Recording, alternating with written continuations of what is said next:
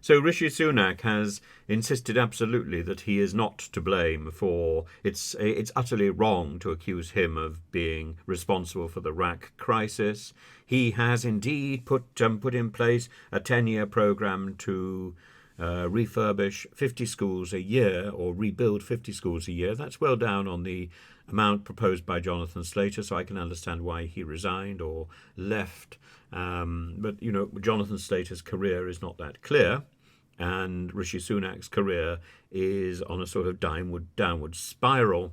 But he says, of course, I know the timing is frustrating. Well, yes, but timing is everything, and politics is about choice, and I think Rishi Sunak has made the wrong choices. But it's very strange how badly his microphone seems to be echoing in the in 10 Downing Street or wherever he is.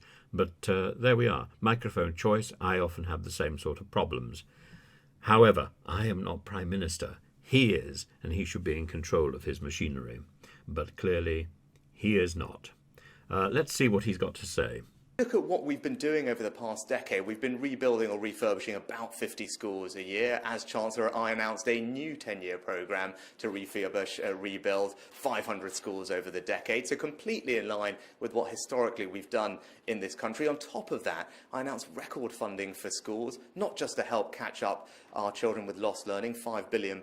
It was an enormous amount invested in the largest ever tutoring programme that this country has seen. That was seen rightly at the time as the priority. Our kids' learning had been hugely disrupted by COVID. It was important that we helped them catch up, particularly the most disadvantaged pupils were the ones that were impacted the most. So I thought it was right also to invest in that, alongside just increasing the day-to-day schools budget back to the record levels that we had seen previously. So taking together very strong investment in schools, and now we're getting on with mitigating the issues that we're seeing today in a way that will help children quickly get back into the classroom. And just finally on those mitigations, can you promise that schools will get all the money they need to fund things like transport to new classrooms or other costs to make sure that in the schools that are impacted, kids can go on learning in person and we won't have a return to remote learning that we saw during the COVID pandemic? Yeah, Chancellor's been crystal clear that schools will be given extra money for these mitigations. It won't come from their existing school budgets. Is that more money from the Treasury or from the DfE? That wouldn't be right. No, there will be extra money to the school, so the school budget won't be impacted by this. They will be given the extra money to deal with the mitigations. And again, just for context, you know, our expectation is 95% of schools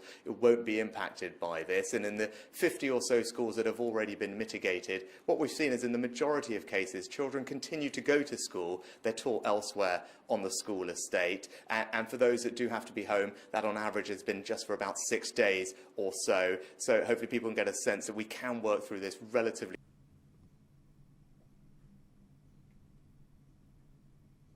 Well, it stopped short of the apology that was requested, and it stopped short of saying that it's utterly wrong, but that's what the BBC reports him saying. I can't find it, but there we are.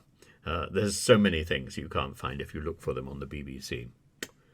But our national broadcaster.